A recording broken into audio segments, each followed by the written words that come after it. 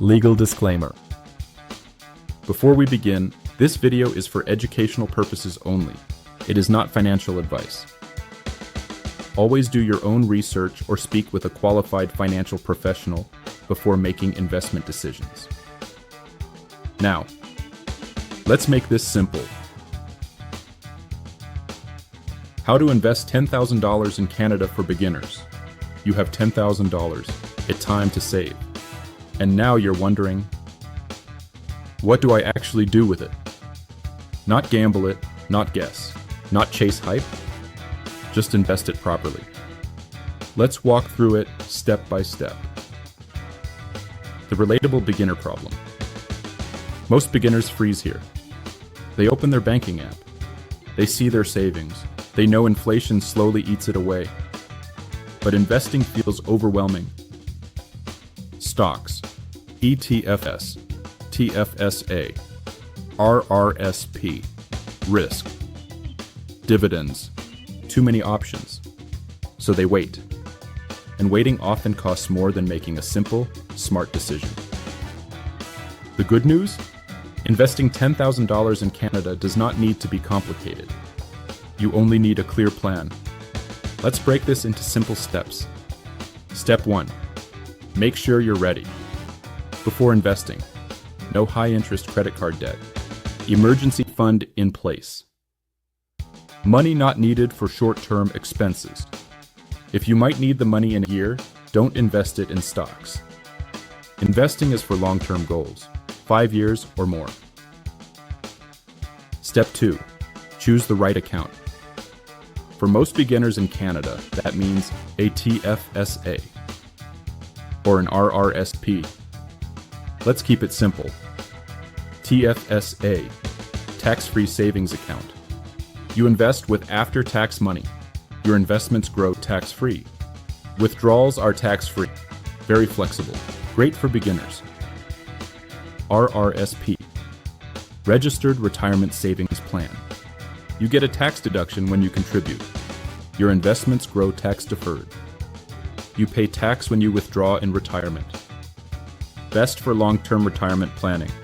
If you're unsure, for many beginners with moderate income, starting with the TFSA is simple and flexible.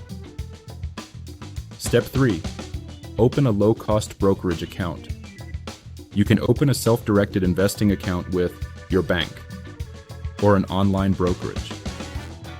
You don't need a financial advisor for basic long-term investing. Keep fees low. Fees matter. Even small percentages compound over time. Step 4.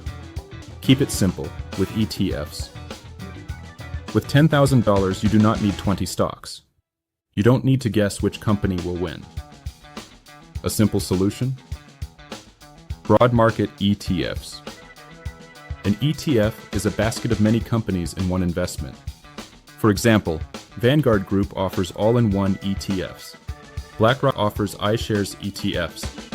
Some popular Canadian all-in-one ETFs include Vanguard Balanced ETF Portfolio, VBAL, Vanguard Growth, ETF Portfolio, VGRO, iShares Core Growth ETF Portfolio, XGRO.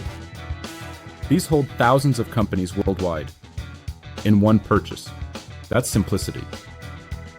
In the Canadian context, TFSA versus RRSP. Let's say you're starting fresh. You have $10,000. Scenario A. You use a TFSA. You invest in a broad ETF. It grows over time.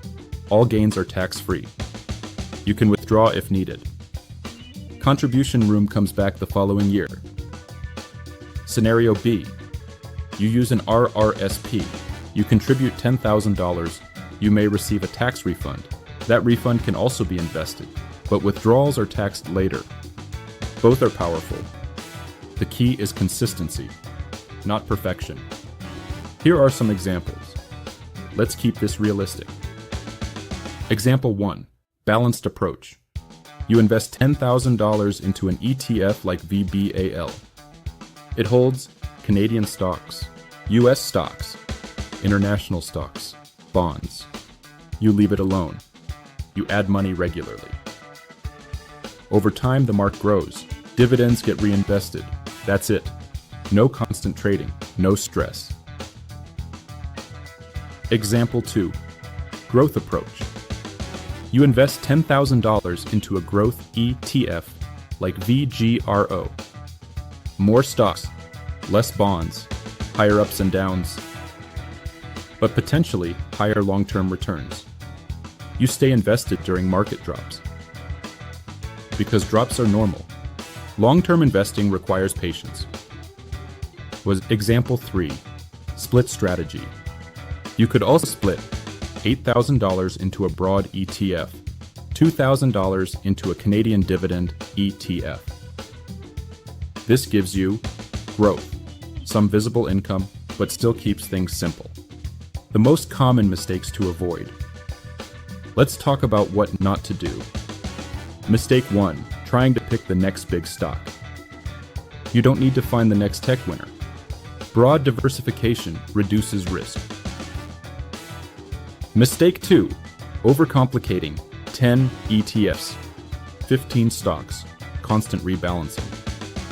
Complexity does not guarantee better returns. Simple often wins. Mistake 3, panic selling.